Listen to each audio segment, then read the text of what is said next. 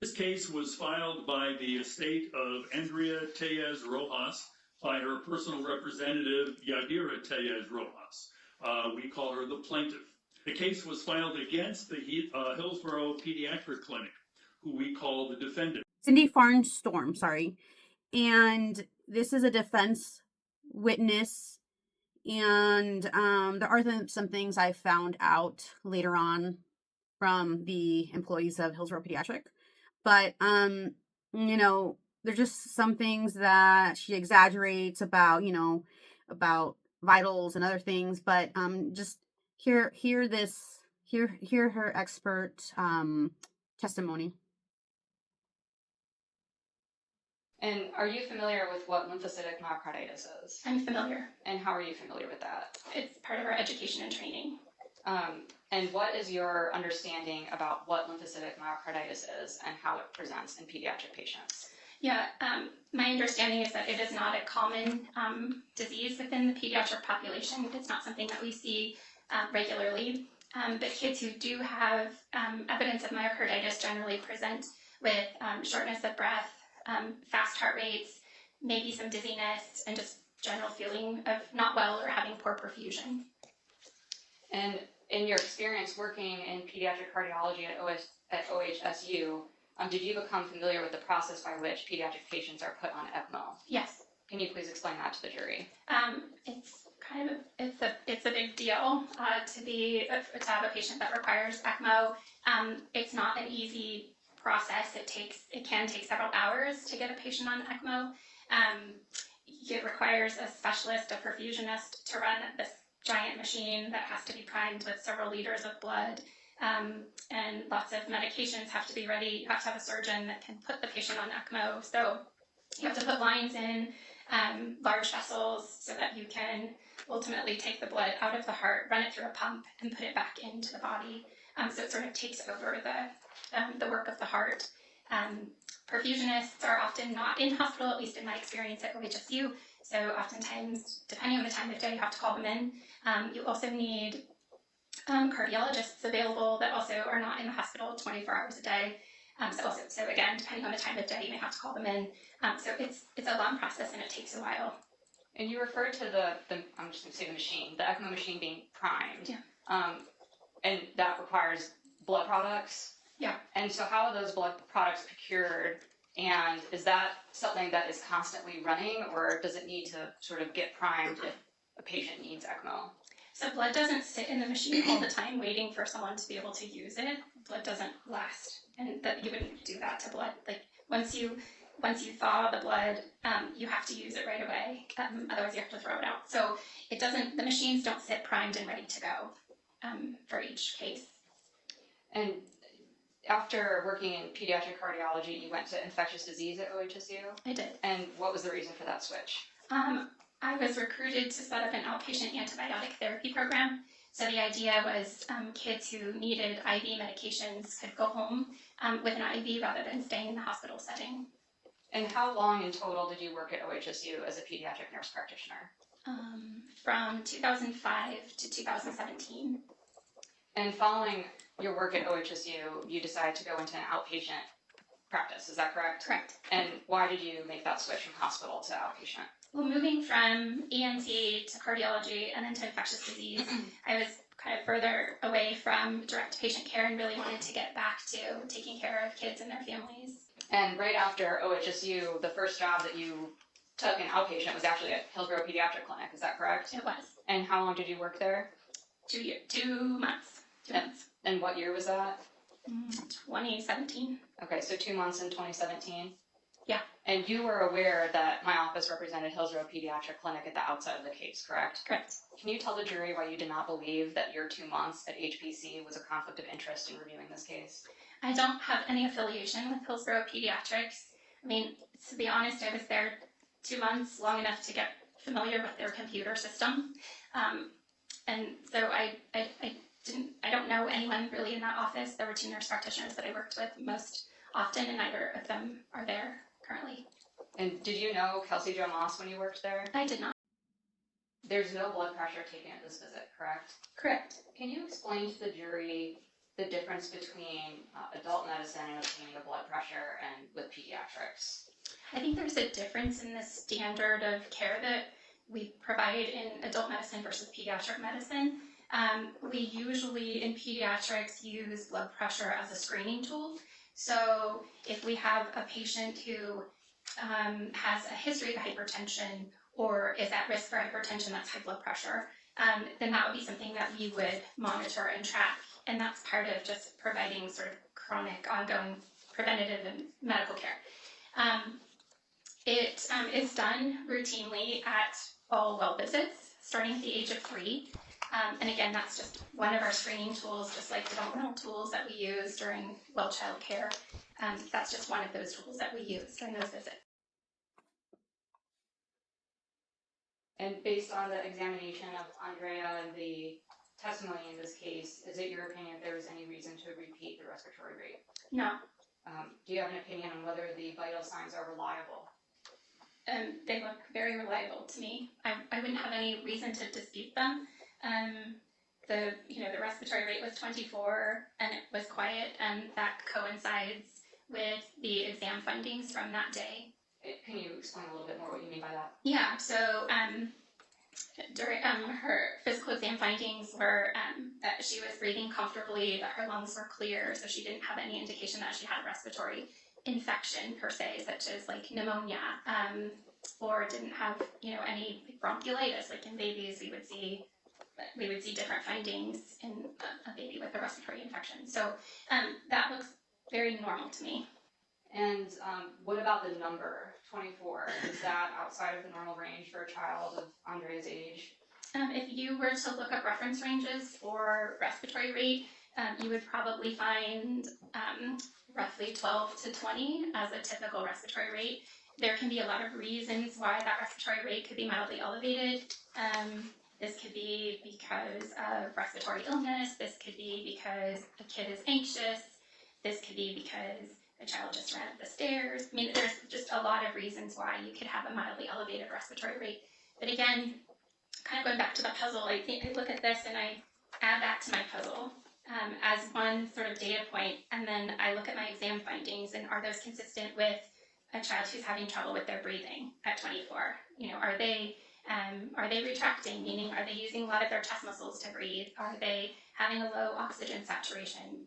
Are they having trouble talking and communicating with me?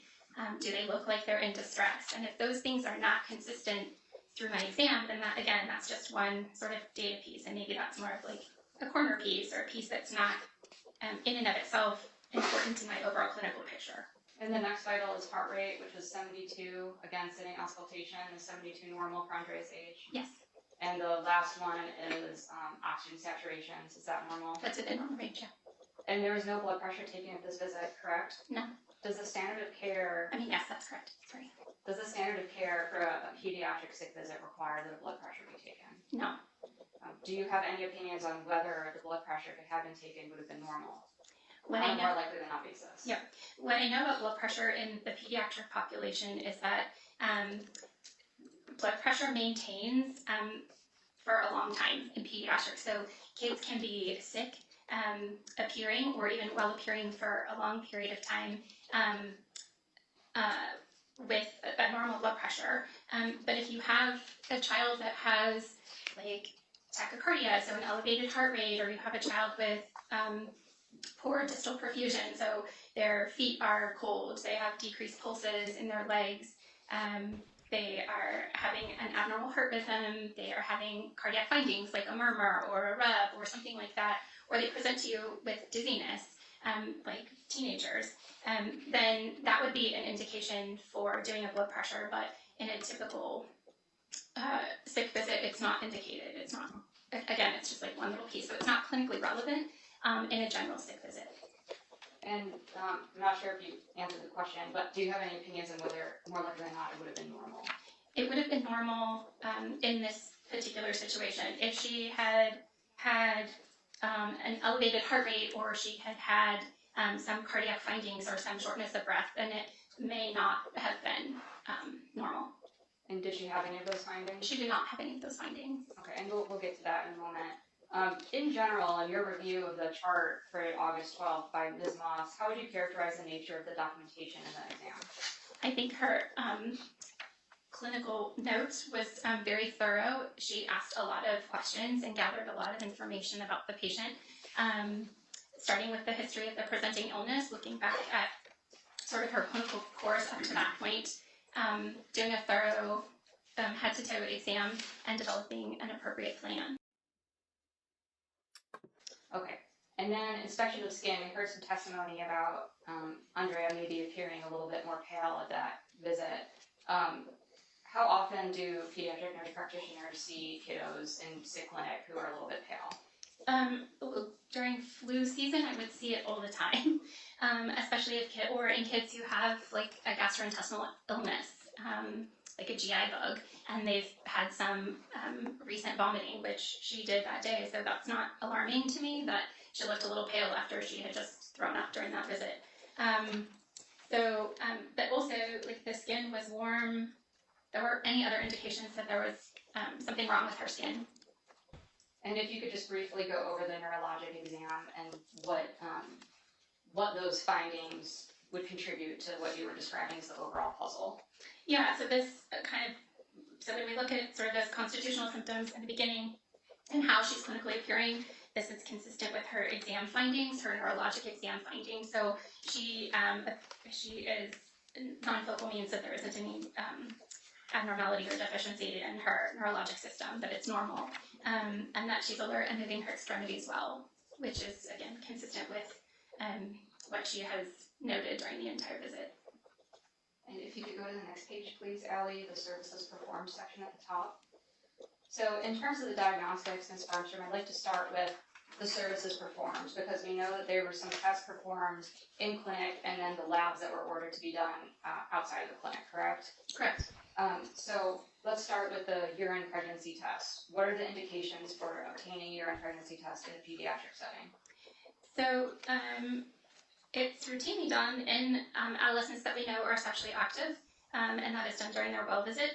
It is also done in sort of it's standard of care to get a urine in any adolescent teen who is able to get pregnant if they are presenting with any abdominal type symptoms, so nausea and vomiting. And in her case, that had been persisting for that full 10 days. So it's appropriate at that point to get a urine pregnancy test and make sure that she's not pregnant. I mean, I have had patients in clinic that we end up doing a urine pregnancy test and they had no idea that they were pregnant.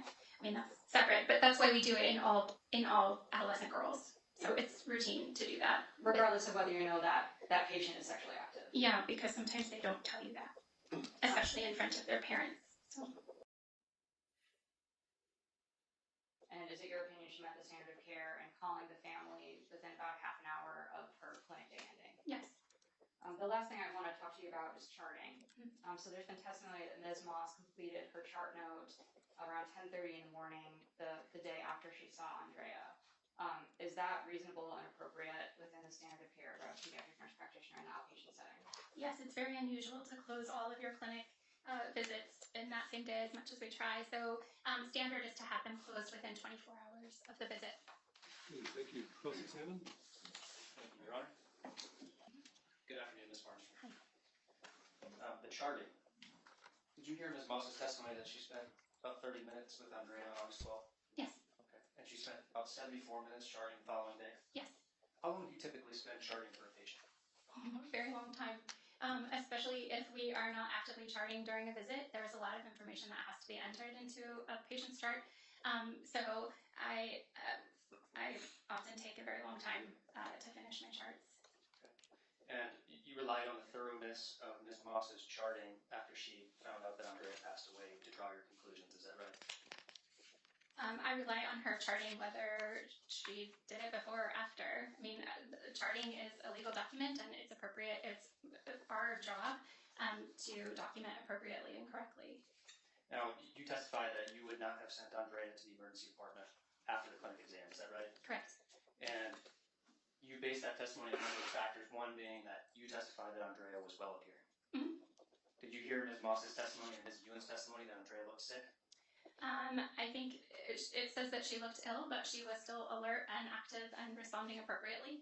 Did you read in Ms. Moss's charting that Andrea hadn't eaten any solid foods? That's not uncommon when you have a kid who's been vomiting. You don't really want them to eat solid foods. So the most important thing in kids is making sure that they're hydrated. So when I have kids who come into clinic who have a viral illness or a gastroenteritis, or they're here with flu, or they just don't feel good, I always tell families the most important thing is that you keep your kid hydrated. Like, most of us don't, well, I don't like to eat when I don't feel well, but it's really important to keep fluids down. Another reason you wouldn't have sent Andrea to the ER is that, according to you, she was breathing normally. Yes, according to the exam findings. She had a respiratory rate of 24.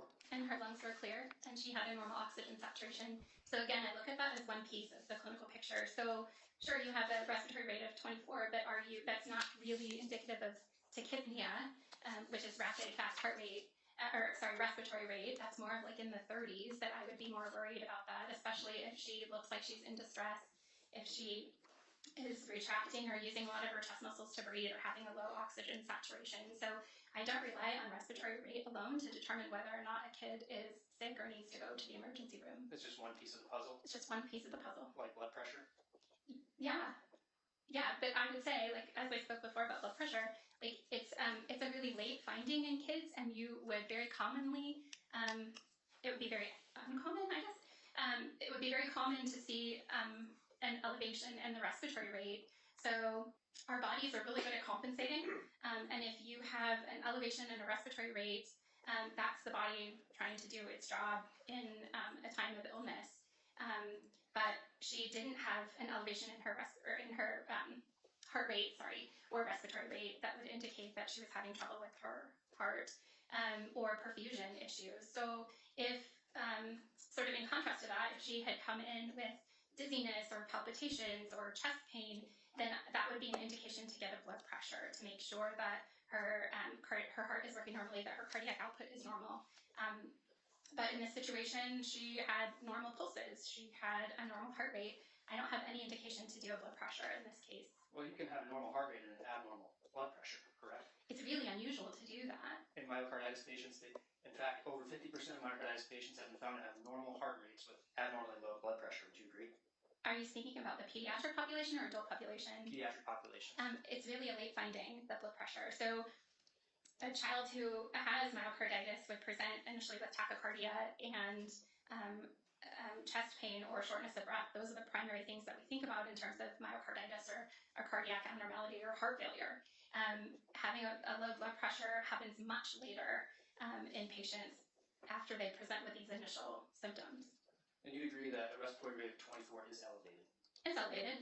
And an abnormally elevated respiratory rate can be associated with cardiac issues. You'd agree with that? No, not necessarily. I mean, it could be because she's anxious. It could be because she had other things happening. And so you look at the elevated respiratory rate, and then you look at her heart rate, and is her heart rate normal? Is she warm and well perfused? Is she walking and talking? Is she appropriate? I don't have a reason to worry about a low blood pressure. Her kidneys are well perfused. You see that on her lab test. So I don't have, if you had a low blood pressure, that would be low perfusion. So you would present with things like abnormal BUN and creatinine and other things that would indicate that there's a problem with the heart or with perfusion throughout the body. And I've heard you say a few times that Andrea was warm and well perfused. Yes, according to the notes. And you saw in the notes that she looked paler than her previous visit. Sure. That can be a sign of a lack of perfusion, correct? You can be pale for multiple reasons, but if you look at just her pale skin and she had just been vomiting, sure, she would be pale if she had just been throwing up in the clinic exam room or if she had been throwing up that day. But again, does she have normal pulses? Does she have a normal heart rate? Are her extremities warm? Then that tells me yes, that she's perfusing well and that she has good cardiac output. But if she is paler on this visit, that could be associated potentially with low cardiac output. You'd agree with that? No. Again, no, because you look at all of the other things that would help me to know if she has low cardiac output. I don't rely on that to tell me if she has low cardiac output. You wouldn't send Andrea to the emergency room on August 12th. Correct. And you've been retained by counsel, Yes. Mr. Young, exchanged a series of text messages over the last month or so with Ms. Bushnick. Yes.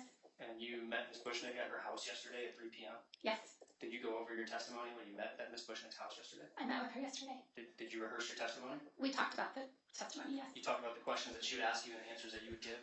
She helped me to prepare for the testimony today. And you were retained on this case April 2024 by Mr. Young and Ms. Bushnick, correct? Yes. And at that time, you sent an email to their firm, and you said, "I'm willing to review this case. However, I was an employee of Hillsborough Pediatrics for a few months in 2016, 2017. You already testified to that, right? Right. You were an employee of the clinic for 2 months? Yes. Did you see patients during that time? Yes. Do you know any of the providers at the Hillsborough Pediatric Clinic? Not well. Do you recall any of the names of the medical doctors or nurse practitioners that worked there at that time? The two nurse practitioners that I worked with most often in our little nurse practitioner room are no longer there. So it was Deborah and Tammy are the ones that I worked with the most. If you gave me a list of names of the current providers there, I'm not sure I could tell you that they were all worked there. I mean, Dr. Nason, Dr. Gutierrez, maybe. There's another one that was there that I don't recall the name of. Those were the people that I think were involved in my interview, but I actually can't even remember that. Why were you only there for 2 months? So it was an opportunity to work in a pediatric clinic. That was a job that was open that I applied for. Again, I wanted to get back into primary care. It was a long distance for me from Tualatin, and I was working until 8 o'clock at night, 8 or 9 o'clock at night, and it's a 45-minute drive for me. So working those late hours, I decided that wasn't the best fit for me. I needed to get home to my family. So I chose to work at a practice that was closer. So you were concerned about working long hours at the clinic? I was concerned about being the late provider, and I worked later shifts. So I worked from like 3 to 8 or whatever. So I was almost always the late provider there, which meant that I didn't get home until after 9 or 10 o'clock. And you wrote, "If this is not a conflict of interest, I am happy to conduct an objective review." So at that time, when you were asked to review this case, you were concerned of a potential conflict of interest? I just wanted to make sure that they knew that I had been an employee there for a couple of months. I was just trying to be straightforward. Now, at ECMO, you talked about, Just for the sake of clarity, your testimony is based on the standard of care for pediatric nurse practitioners in the community as to whether referral to the emergency department was indicated, correct? Correct. And what was your opinion on whether Andrea required referral to the emergency department after the visit or when the labs came back at 5 p.m.? She did not require an emergency room visit. And likewise, the blood pressure claim, your opinion is based on the standard of care of this community, based on reasonable pediatric medical providers like Sarah Ewan or Ms. Moss. Correct. And what was your opinion on the blood pressure? The blood pressure is not was not clinically indicated in this case. It's not something that we commonly check in pediatric patients unless they are showing signs that they have a low blood pressure or concerns about their heart, like they're presenting with cardiac symptoms. So, needless to say, I was very annoyed during this witness's testimony. When she talks about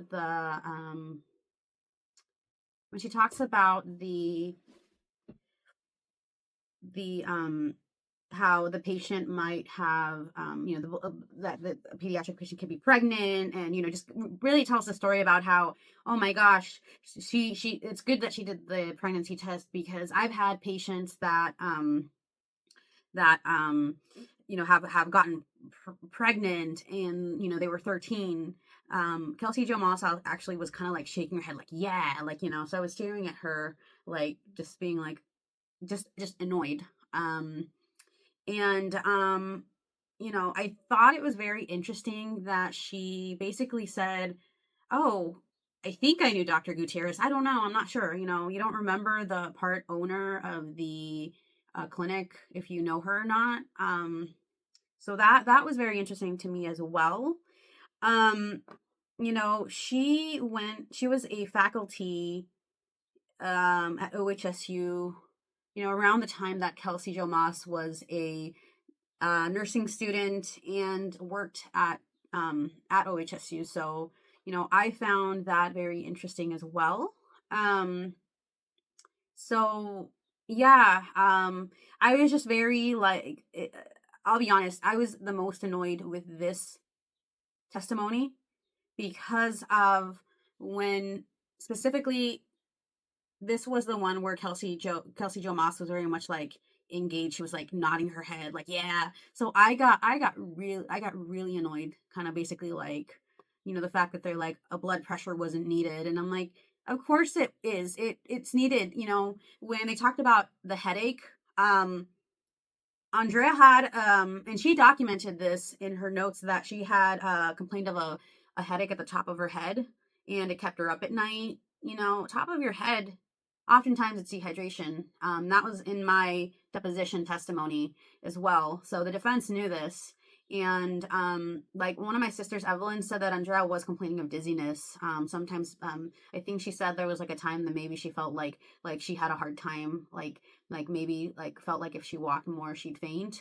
And even in Kelsey Joe Moss's note, it said that she would get lightheaded with walking sometimes. And so it's just really interesting how a lot of that goes out the window, and the way they're like late finding and all this. Again, I'll say that again, in my deposition, anytime I try to point something out, Jeff Young and Aaron Potter are like, how do you know that? Can you guarantee, like, and so again, yes, kids can overcompensate, but they're making it sound like it was a fact that it would have been normal. And it's a fact that the documentation was, exactly how it happened. And no, no, there's already a lot of inconsistencies with her charting. And, but, just the influence that that can have in a jury was just surprising to me. So we'll go back to Cindy Farmstone later. Our last witness for the defense witness for this day is Kelsey Joe Moss, and they're basically going to talk good things about her. They're putting a face to her, and so here's the main parts of her second part of her testimony. And so once you completed your doctorate program, you went to go work at the Hillsborough Pediatric Clinic. Is that right? Yes. And can you tell us when you started doing that work at Hillsborough Pediatric Clinic? When you started there? Yeah, my start date was January 1st of 2020. All right. And you're still there now. You've been there ever since, right? Yes. So what initially drew you to accept a position with the Hillsborough Pediatric Clinic? Yeah, so, I think there's a couple things that drew me to Hillsborough Pediatric Clinic. One, it's kind of unique in that it's a smaller provider-owned clinic, and so I wanted to be able to have like closer ties to the community, if that makes sense. So all the people that have all the decision making about how we do things in the clinic, what quality improvement projects we do, all of those people work and do the same job that I do. And so I wanted to work somewhere that was invested in the area around them, like for example, we noticed that a lot of our families during sick season couldn't afford thermometers, and so we were able to start a program where we could offer free thermometers to some families. One of our now medical directors, she went and collected a bunch of crutches. Your Honor, I'm sorry, but I have to object to relevance. And if we could please have a sidebar, I appreciate it. I can move on. Let's just, move on. I can move on. If we move on, does that obviate the need for a sidebar? It does, Your Honor. Okay. Go ahead and move on, Mr. Young. Sure. So let's focus our attention for a moment on August 12th, 2020, which is the date that you saw Ms. Diaz Rojas. And by that time, you had been at the clinic since January 1st of 2020. Is that right? Yes. So about 8 months of time. Yes. And so by that time, if you can estimate, how many patients do you think you had seen at the Hillsborough Pediatric Clinic? Yeah, so I think, so at that time I was full time, so I'd say a rough estimate, I'd say at least 1,000 patients. And since that time, you're also now, you have a faculty position at OHSU, is that right? Yeah, so at that time I was full time at Hillsborough Pediatric Clinic, but I now work part time at Hillsborough Pediatric Clinic. I'm a part time assistant professor at the Pediatric Nurse Practitioner program at OHSU. All right. Now, in terms of sick visits, we've heard a lot of discussion about sick visits, but just as a general matter, how long do you typically spend with your patients when you see them, whether it's a wellness visit, a sick visit, whatever it might be? Honestly, it really depends.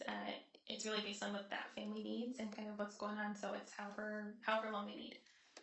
And do you have an independent memory, or do you have a recollection of how long you spent with Ms. Diaz Rojas on August 12, 2020? Yeah, I can't tell you the exact timing, but I know I spent probably somewhere between 30 to 40 minutes. And we've heard discussion about the instructions where you indicated that Ms. Diaz Rojas should go to the lab urgently. Can you explain to the jury exactly what you meant by go to the lab urgently? Yeah, so at the time that I saw Andrea and her mom, I knew that the lab was going to be closing soon, and so I wanted to make sure that they got in that day. And part of the reason I wanted them to get in that day was I knew that I wouldn't be physically in clinic the next day, and so I wanted to see if I could get as much of the labs back as I could before I left that day on Wednesday, so that I could do any follow-up with the family that was needed. And your understanding at the time was that the lab would be closing at 4 o'clock, is that right? Yes, the outpatient lab wouldn't let new patients register after 4. And the appointment was originally scheduled for 2:15 p.m., right? I believe so, yes. And you were entering some lab orders around 3:44 or so p.m. So at some point prior to that, you had concluded the appointment with Ms. Diaz Rojas, right? Yes.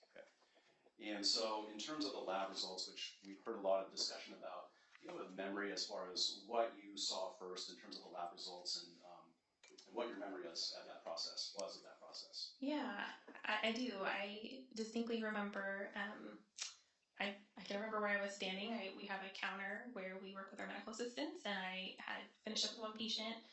Was my last patient of the afternoon, and I remember I opened my computer, I looked in my inbox, I saw some of the labs had resulted, and I distinctly remember looking at the CBC, and I looked at the CMP. I didn't see anything that was overtly abnormal, so I wanted to wait for the rest of the labs to come back and follow up with the family at the end of my day, and so then I went back to patient care after that. And when you did that initial review of the labs, did you see the CK or the CRP at that point in time? No, I did not. And you saw it later on, which is why you called the family later on that evening at the end of your day, is that right? Yes, so after I finished up seeing the rest of my evening patients, I opened back up my inbox. I saw more labs were available.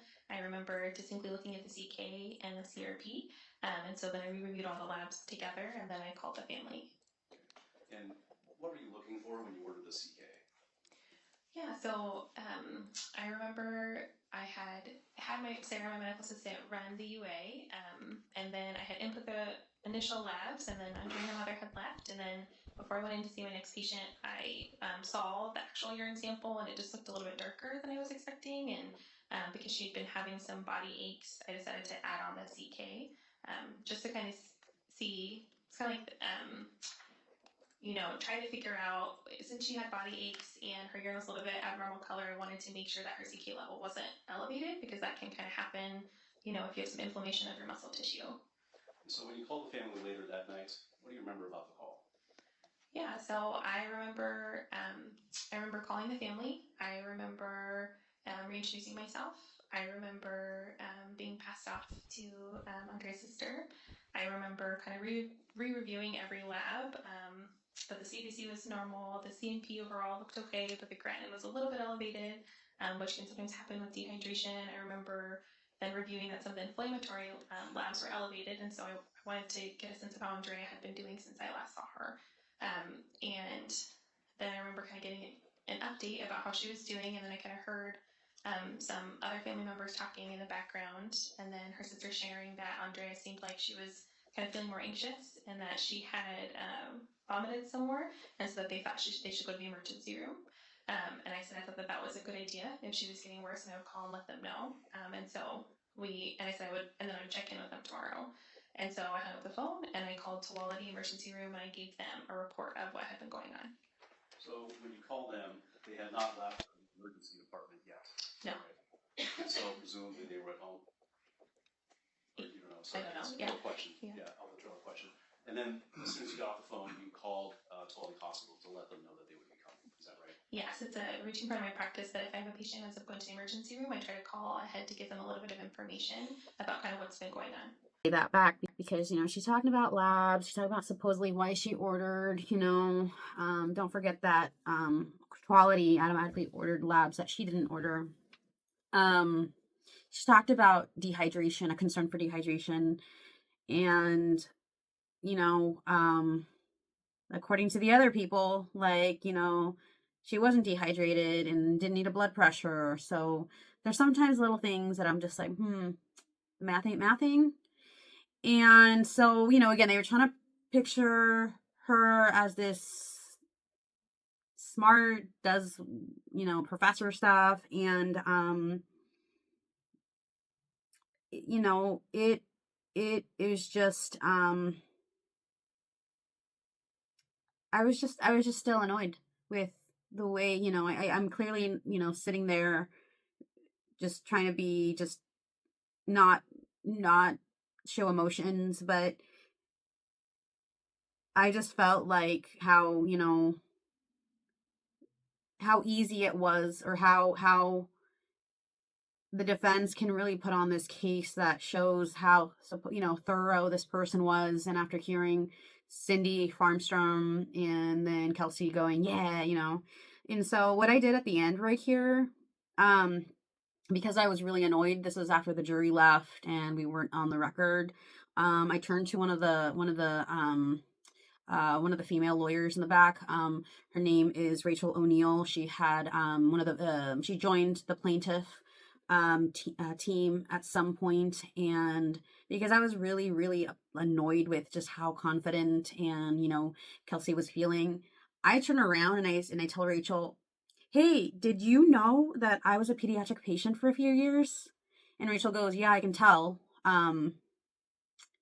Kelsey Jo Moss's demeanor, her confidence just left. Like, she almost wanted to start crying.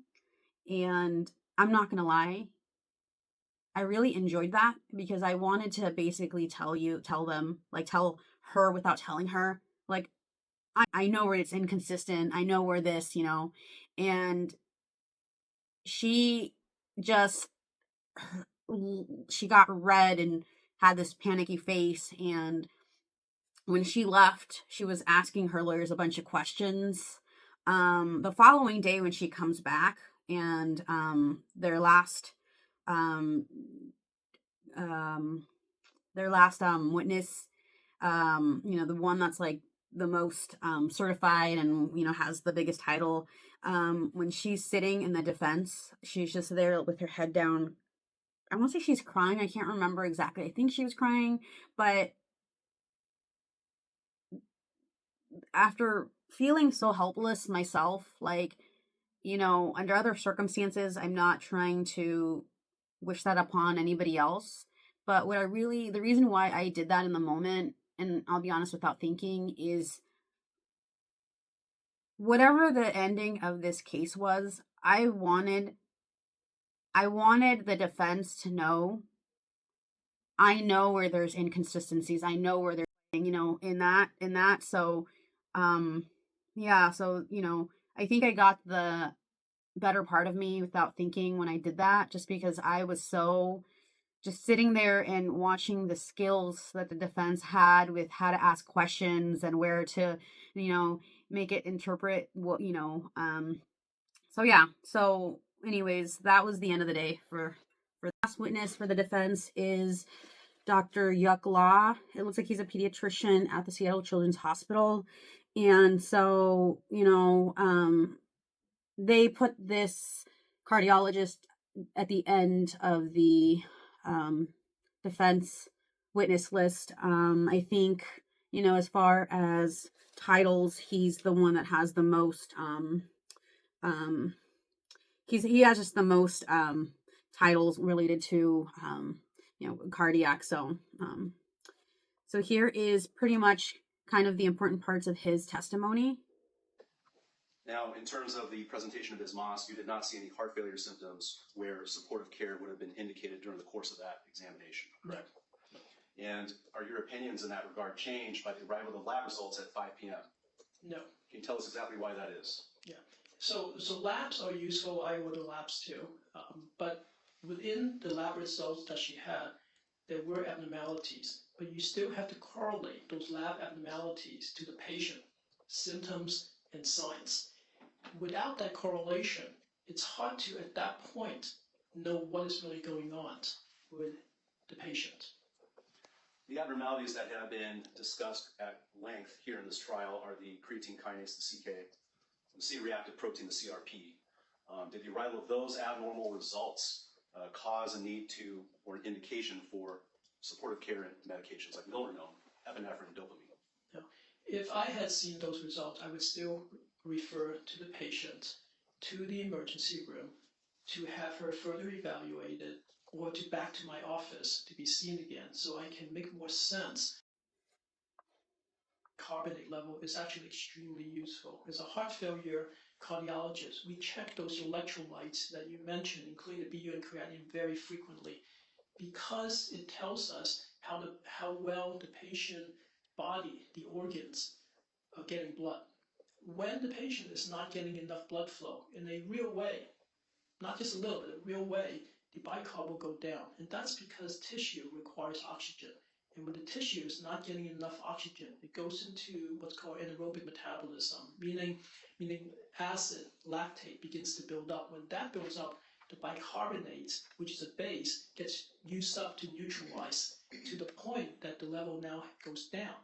And it's a very simple but very reliable way to tell you the patient is in an acidosis state, which is not enough oxygen and blood flow to the tissue, to the whole body.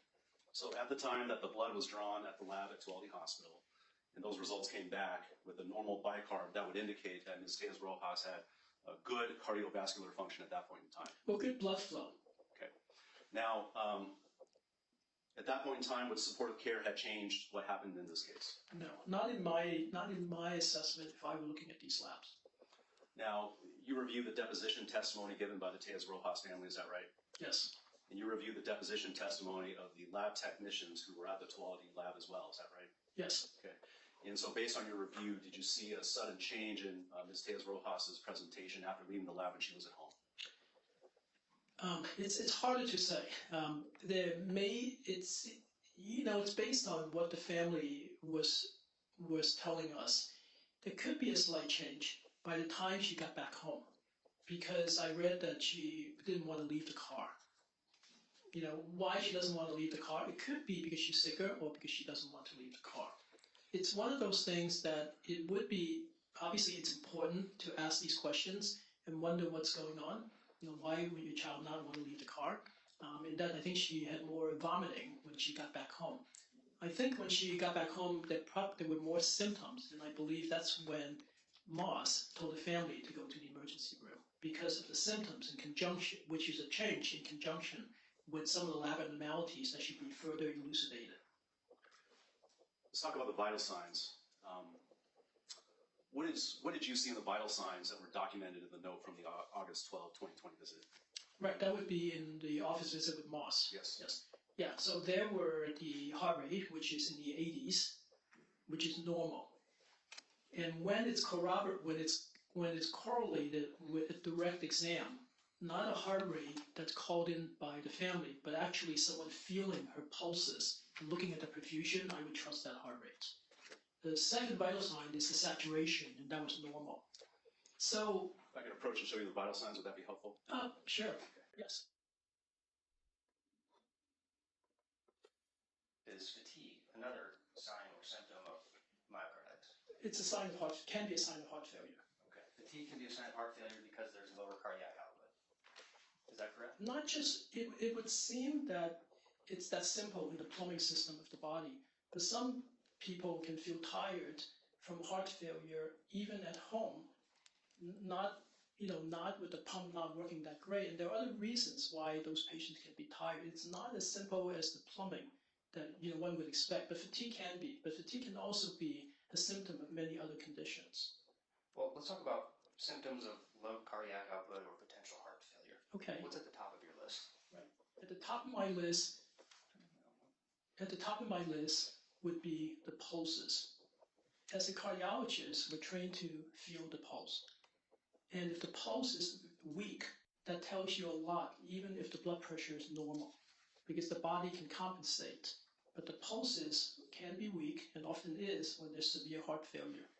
The other symptom, along with the pulse, which is a blood flow thing, would be the perfusion. The warmth of the extremities and how well the capillary refill is, which is how pink and how quickly the cap refill comes back when you kind of press on the fingertips. So Then, pulse I'm sorry, I interrupted. Go ahead. yeah, the pulse, which in conjunction with the pulse would be what's called a perfusion.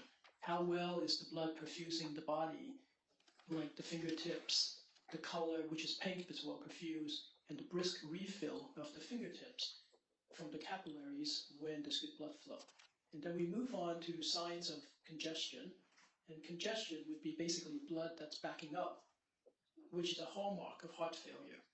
And in the old days, heart failure was called congestive heart failure, but we changed that name now to just heart failure because most patients would have congestion, but not all.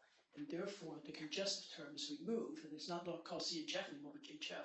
And the reason congestion is important because that is very useful for heart failure, and that would be difficulty breathing, the lungs sounding wet, the liver being big, swollen extremities, the face. That's congestion. Blood is backing up. So pulse, perfusion, and congestion Yes, are potential signs of heart failure. yes, And pulse being heart rate. And are you familiar Yes, with sorry. the American Journal of Emergency Medicine? yes. That's a reliable authority. I believe so. I don't read it. I don't follow it. There are many journals. It probably is reliable. Do you agree that a normal heart rate for age range 7 was found in 66% of myocarditis patients? Mm. So someone can have myocarditis and a normal heart rate. Yes, it depends again. The devil's in the detail in these studies. It's in our own studies, and you look at the American Heart Association statement. Not everyone with myocarditis, as reported in that statement, has all the findings, signs, and symptoms of heart failure. So what I mean by the devil's in the detail, it depends on who enters and what at the time point that specific sign or symptom is entered.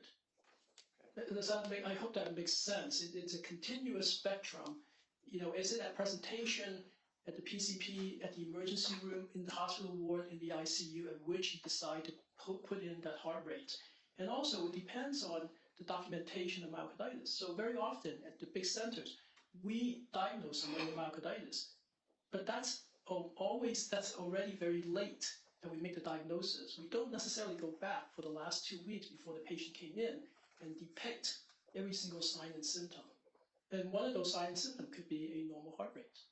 So you agree that it's possible Andrea's normal heart, she could have had a normal heart rate and still had heart failure? It gets into how do I define heart failure that's useful for acceptance. Okay. Can she have heart failure from fatigue? Yes. Can she not have heart failure from a high heart rate? Yes, too. The constellation of findings of what we can put together at that time in a real world practice where kids are seen in and out of practices, including hospitals at Seattle Children's, based on those findings, it's hard for me to label her. It's not just heart, but I would label her as not having heart failure. Okay. And you said the other sign would be perfusion, lack of perfusion. Poor perfusion, decreased perfusion. Would a sign of poor perfusion be a pale color? Yes, it can. Now, skin tone gets tricky. What we really mean by perfusion, we include color, but we also include the capillary refill.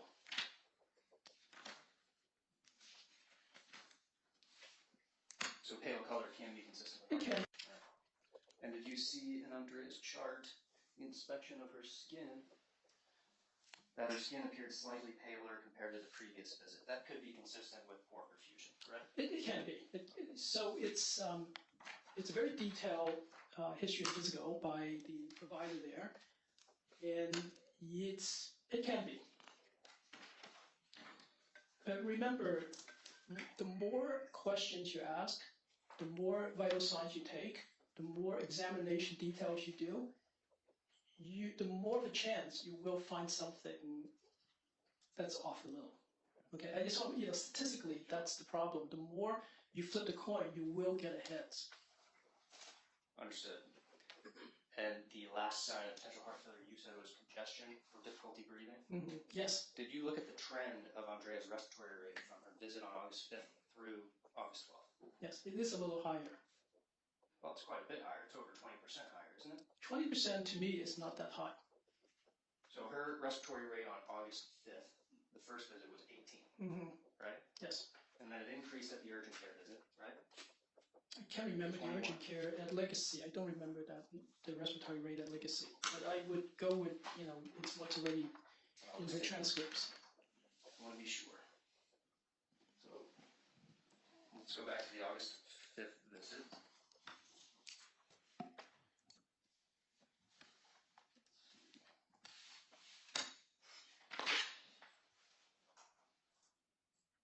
Andrea's respiratory rate was 18. I see it. That's elevated, isn't it? It's borderline. So she had borderline elevated respiratory rate on August 5th when she first saw Ms. Moss. In isolation, What do you mean by that? because the rest of her signs and symptoms were not consistent with pulmonary congestion. Assuming they were accurately measured and recorded without a faulty methodology. Yes, I mean, I can't vouch for the accuracy. Did you know that the medical assistant, when she measured Andrea's respiratory rate and heart rate, listened for 10 seconds with a stethoscope and multiplied by 6? That is the standard practice. To listen for 10 seconds? Yes, count for 10 seconds. That's how it's done in your practice? Yes. In the outpatient setting. But not inpatient? Inpatients is different. We have monitors. Because the patients are critically ill and you want to make sure that their vitals are accurately measured. It's a great question. I don't know which is more accurate. Sometimes monitors can also fool you, can also be inaccurate, but I don't know how to, I don't really feel I have the evidence to support one's more accurate than the other. I mean, they do add, don't get me wrong, I don't mind having patients on monitor and using the monitor reading. I'm not saying monitors do not add to the data, okay? But it is standard practice for medical assistants to not count the full minute for respiratory and for the pulse separately.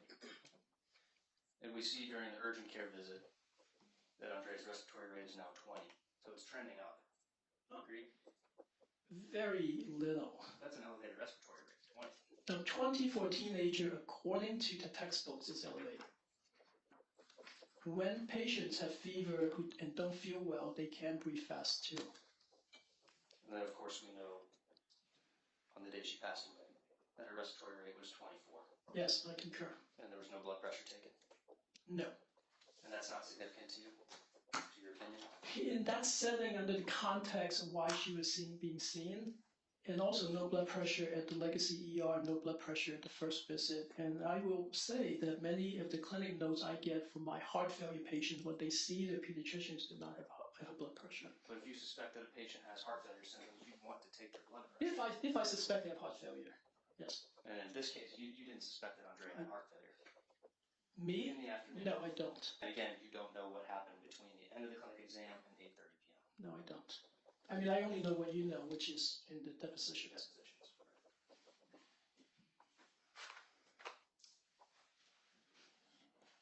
I believe you said that the IV medications, the supportive care, would not be indicated unless you saw heart failure symptoms, correct?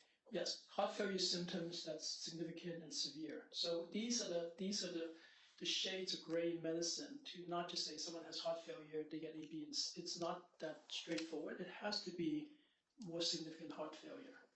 Did you consider the possibility that if Andrea were admitted that afternoon after the clinic exam and she was given oxygen and IV medications, that she would have made a brisk recovery and never gone into cardiac arrest at 8:30? Did you consider that as a possibility?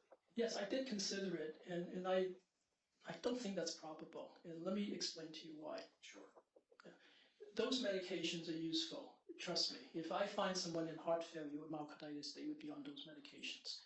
However, I would also, if I diagnose myocarditis with a very bad echocardiogram and she's already progressed, but those medications only help support the pump, the mechanical part of her myocarditis, which is the squeeze of the heart.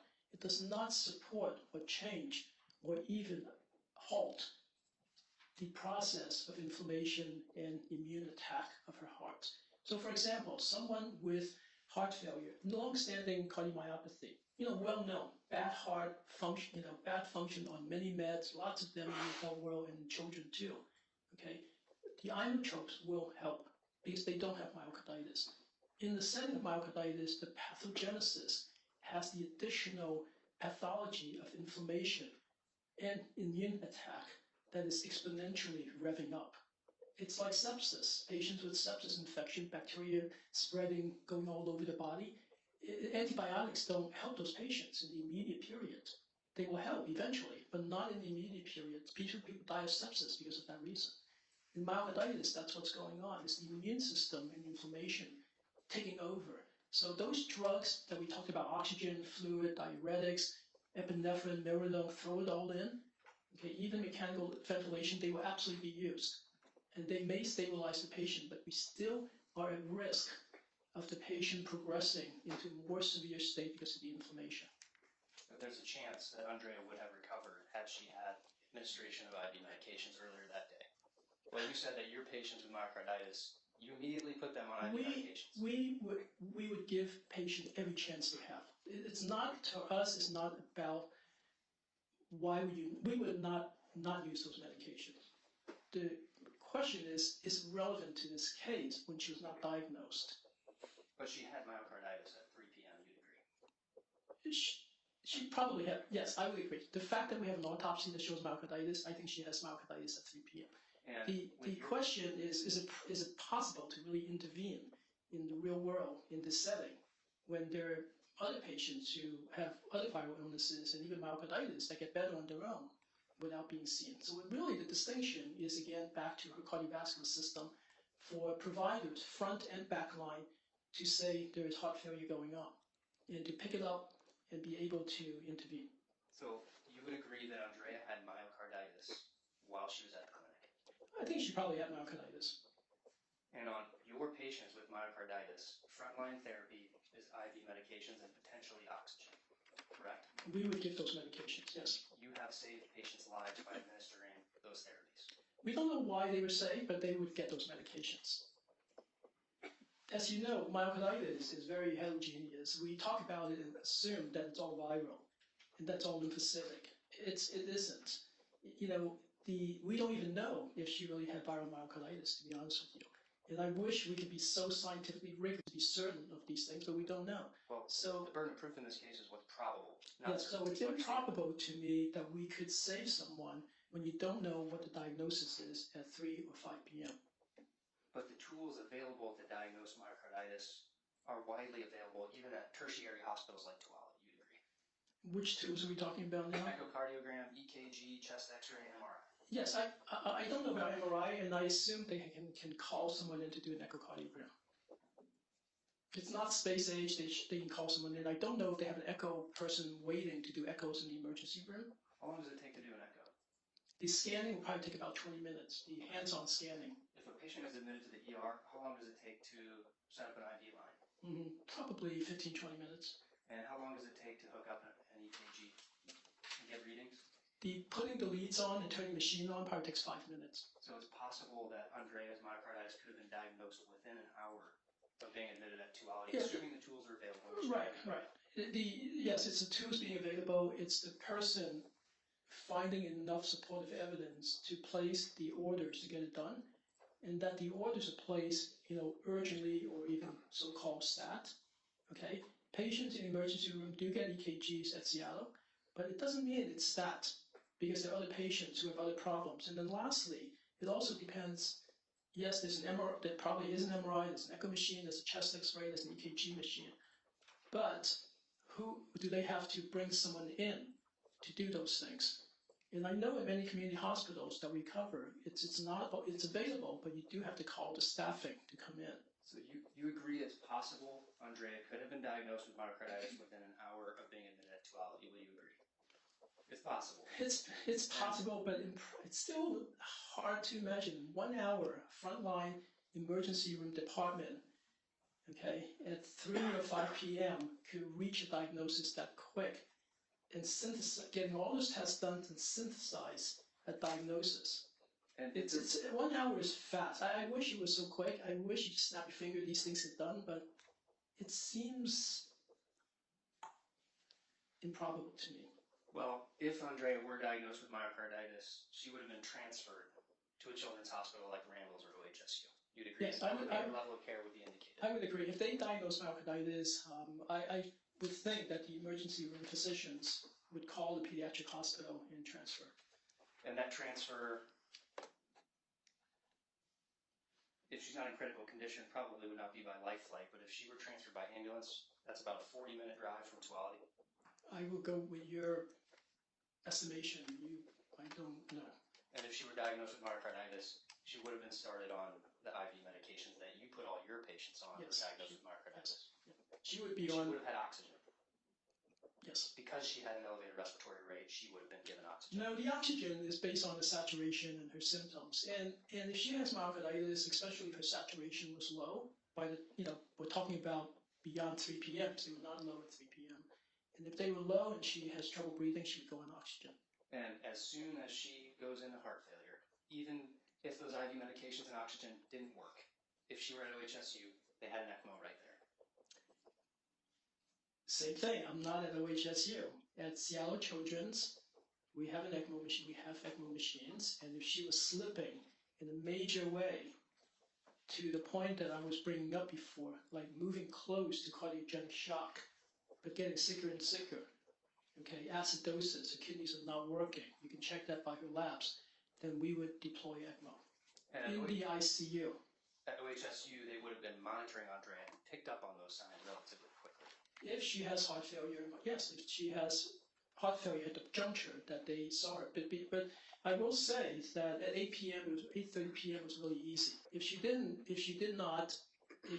they were able to resuscitate 8:30 for sure, the diagnosis would be made quickly. But how sick was she at 3:30, at 4:35 is still speculative. Well, you don't know. I don't know. That's why I'm saying it's still speculative. If Ms. Moss sent her to the emergency room, we would know. We would know, but the answer may not be one where she's in overt heart failure moving to cardiogenic shock. Meaning, we don't know. And I'm not saying she's not in heart failure after she left Ms. Moss. Because I don't know, the opposite possibility is possible, that she may not present with heart failure at that time. The only evidence we have is that she vomited in the lab too, and she was wheelchaired out. Wouldn't that be evidence that she was having heart failure issues if she had to be wheeled out of the lab? So my Would that tend to show? interpretation, yeah, I hear it, but my interpretation is that they asked for a wheelchair, and that she did not, based on the other people's observation, had to be wheeled out. So maybe it is semantics or observation by individuals, but it's still hard as a objective onlooker to concur with your statement that she was in overt and active significant heart failure at the Tuolumne phlebotomy lab. I understand your testimony. And you were the lead author on the AHA scientific statement on diagnosis and management of myocarditis in children. Yes. And in that article that you wrote, ECMO support has 69% to 76% survival discharge rate. You wrote that? Yes.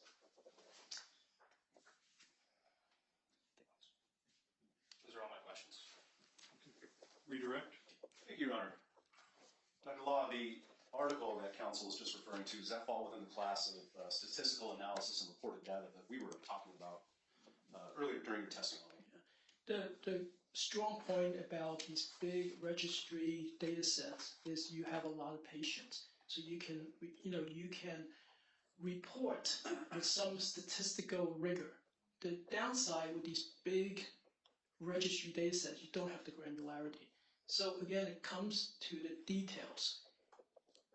If you don't have the granularity, that 67% is still worth reporting. I mean, people do need to know. It's better than have a blank and no, zero knowledge. But it comes down to case by case. If someone needs ECMO and you can put them on ECMO, they should go on ECMO. And that 67% applies much better. If someone is in such a bad state that they cannot even go on ECMO, they will not get reported in that 67%. So it only includes those who made it to ECMO by the choice and selection of the providers, not by, they won't include those who perished or did not need ECMO. And the data also does not include people who maybe needed ECMO, but crashed somewhere where they were not doing eCPR. Exactly. Now, I think you've already made very clear that you don't work at Tuolumne or OHSU anymore. Is that right? Yes, that's right. So in terms of the capabilities or the services available at either of those two hospitals, as well as the timelines for those things to be done, guessing or speculating, so to speak, as far as those specific items? Yeah, the reason, I mean, anyone can speculate, if that's what you like, anyone can speculate. The problem with this kind of speculation is that it's so unique to each hospital, each region, and the way ECMO is set up, that the speculation is really not about Seattle. It's not about a community hospital, 30 minutes outside of Seattle Children's. There's so many things, logistical steps. If you ever watch one of these ECMO organizations by the transfer center, there are actually people who have to organize these things. There's so many phone calls, so many steps, so many people you call to not risk an accident, to not risk you forget to bring certain medications, to not risk a helicopter crash. There's so many steps involved that it becomes really unique to that specific program. And for me to jump in never happened. Is because it was too hard to diagnose myocarditis in a way that all the big centers would agree that that's the diagnosis. So unless you have a diagnosis, you cannot run an interventional trial to make myocarditis better because your results are going to be all over the place and then you'll be mistreating patients. So the NIH scrapped the idea of running this trial. In your experience in community hospitals, after 5 p.m., a lot of the people that do these kinds of tests are no longer in-house. Has that been your experience? It can be. Again, at Seattle Children's Hospital, I can speak for us. And we have fellows, not technicians in-house. It's almost impossible to keep an echo technician in-house to do echocardiograms, but we do have trainees in-house who do the scan because they're sleeping in the hospital and they will come and do the echo. But in smaller hospitals, community hospitals with no trainees, I think it would be very hard to keep a sonographer around to do echoes.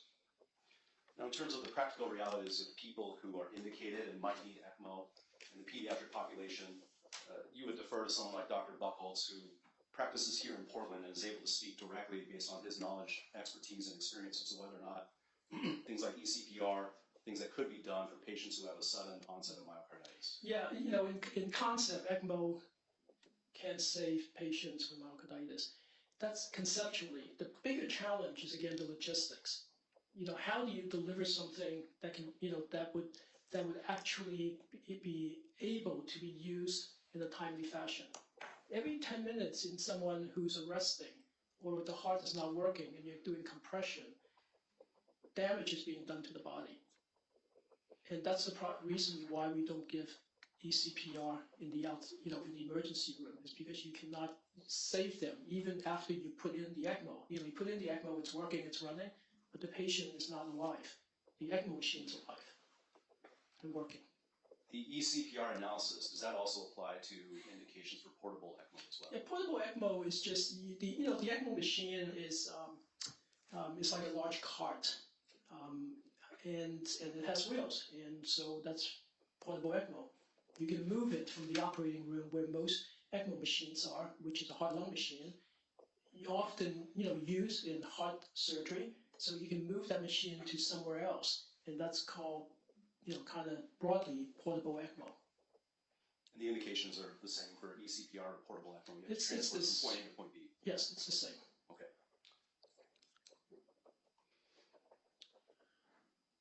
Now, in terms of the vital signs that you were asked about, can vital signs fluctuate from day to day?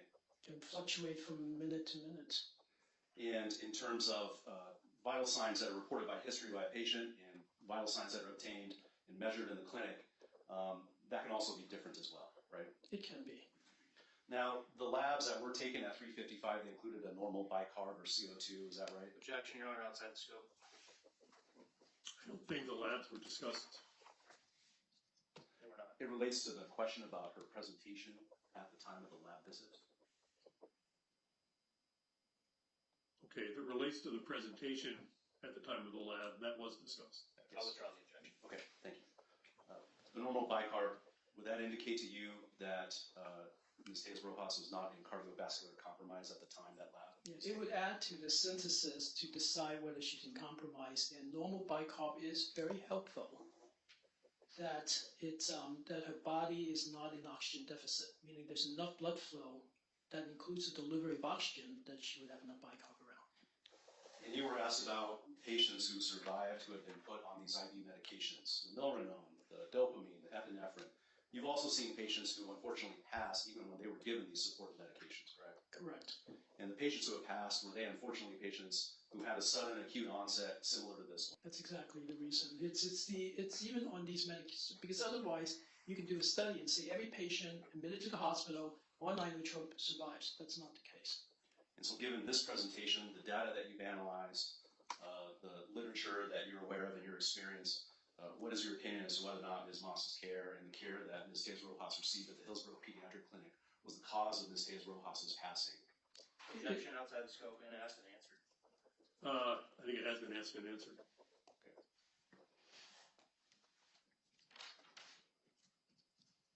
As far as IV medications, no change in the outcome then, correct? Objection, Your Honor, outside the scope. No, IV medications were discussed and crossed. Would, Doctor, I'll repeat the question so you have it again. If IV medications had been given, would that have changed the outcome in this case? It's very hard to know. It's very hard to know. Given the fact that she also had an arrhythmia, if I have to make an educated assessment, it would unlikely to change her outcome. The IV medications can also provoke an arrhythmia. I don't think this was come up, but one of the major complications of epinephrine, dopamine, and Milrinone is arrhythmia. So arrhythmias can occur even with these medications. Thank you, Doctor. Those are my questions. Okay, thank you. And what are some of the clinical characteristics of myocarditis that would make a clinician suspicious that a patient has myocarditis? Well, it does start with heart failure, but patients, much more common, have heart failure from other reasons than myocarditis. But certainly myocarditis presents with heart failure. So heart failure is one of them. Okay, signs and symptoms of heart failure again. And in addition, there are PCR that you can do, PCR meaning a test to look for viruses, because as we have mentioned many times today, we label myocarditis in children with viral because it's more common. So we do look for viruses, especially viruses that are in the process of active infection. And we also look for cardiac enzymes, and I think that was also brought up in the transcripts by other witnesses, to look for elevated troponin. And we also look at EKGs, and of course we look at echocardiogram to synthesize all this information to what is the most likely reason for the heart failure. And you synthesize all those diagnostic tools to come up with a diagnosis for myocarditis. Yeah, the size of the echocardiogram, the X-ray, and if one was to do an MRI, help us to differentiate whether it's myocarditis when you don't find inflammation in the heart or you don't find viruses in the heart. So, Dr. Law, who had the potential to probably have the most influence in the defense witness list on the jury, was last, kind of finishing their case. And, again, just kind of what angered me sitting there, unable to really, do anything. Well, couldn't do anything. I had to sit there. Is just how passive and dismissal of the big parts that my family experienced was. So Jeff Young, just I wonder how many times he'll say sudden in this case, but it wasn't sudden. We're already questioning the legitimate vital signs and whatever is documented, because again, also if they kept saying Kelsey Jo Moss spent 30 to 40 minutes on a patient that didn't need an interpreter, according to them, you don't spend that much time on someone stable, and your thoroughness that you need to feel that you have to document that on someone stable if they were fine. And so, like my sister had to be wheelchaired out of Tuolumne Hospital. Like that was the last time that she walked. She was short of breath. I'm pretty sure she was short of breath at the Hillsborough Pediatrics, because you'll find later on that Sarah Ewan had to be reoriented when she came back around the time that my sister, she did the vitals on my sister. And just all of that, you know, like the dismissal when Yekla goes, oh, she didn't want to get out of the car. Is it because she had heart failure or didn't get one of the car? Like, no, my sister was legit dying, and it was just such a disservice. And you know, another twisted thing that I'm sitting there is just really thinking about how scared Andrea was, and just, you know, that feeling of doom that she must have been feeling, knowing that she's dying. You know, I'm 30. Well, I'm 34 now, and as an adult, you do get treated with more credibility compared to a child. As like again, as smart as she was just 13. No 13-year-old, as smart as they are, should be making decisions, you know, like life or death. And so that is just still in my mind. Anytime I think about what happened, it's just thinking about the strength that Andrea must have had to endure all of this. And remember how I talked about the day prior, I did make sure that Kelsey Jo Moss heard me tell one of my lawyers that I was a pediatric patient. She came back during Dr. Law's testimony. She was just like this the whole time, and I think she was crying. I did notice that one of the jury women that was older, staring at her with sympathy, you know. So immediately I was thinking, did I get the better of me? Because, you know, Dr. Law is just basically saying how my sister would have died anyway, and how Kelsey Jo Moss did such a thorough, you know, that she didn't have heart failure and all this crap. And so, you know, then the jury, who's probably, you know, very influenced at this time, is looking at Kelsey Jo Moss crying. And so, you know, that's an immediate reaction that I had when I saw the older jury woman stare at her with sympathy. It was like, why did I do that? Like, why did I have to get the human of me and basically say,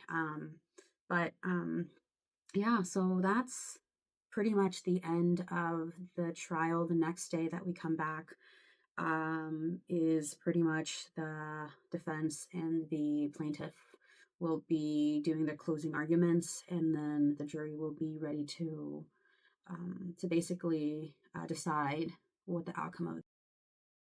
You brought the flames and you put me through hell. I had to learn how to fight for myself, and we both knew all the truth I could tell. I'll just say this is, I wish you farewell. I hope you're somewhere praying.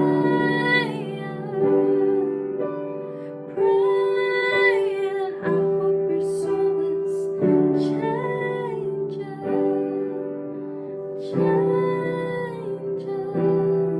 I hope you find your peace, falling on your knees, praying.